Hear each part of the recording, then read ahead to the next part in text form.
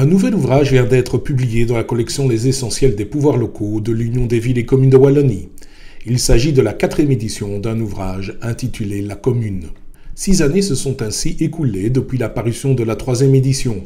Dans cet intervalle, beaucoup d'événements ont profondément affecté la vie de nos communes et se sont traduits par des directives, lois, décrets et arrêtés en tout domaine. La Commune version 2024 est donc un ouvrage qui est d'abord destiné aux milliers de conseillers communaux et conseillers de l'action sociale élus à l'issue du scrutin du 13 octobre. UVC-WTV a rencontré l'auteur de ce livre, Michel Lost, conseiller communication à l'Union des villes et communes de Wallonie,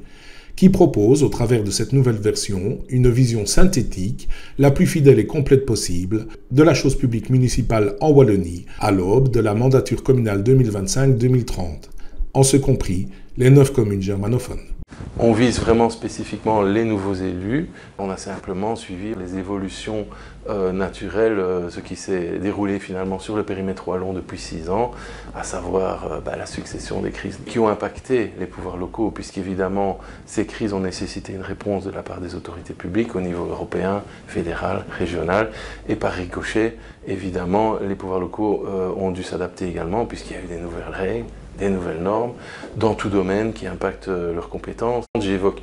la dérive entre les réalités bruxelloises, flamandes, wallonnes et germanophones, puisque chez nos amis germanophones, on a le Gemeinde Décret qui est intervenu depuis la précédente édition. Et donc, on va trouver parmi les nouveautés l'émergence de la digitalisation, qui était déjà en cours bien sûr, mais qui s'est accélérée,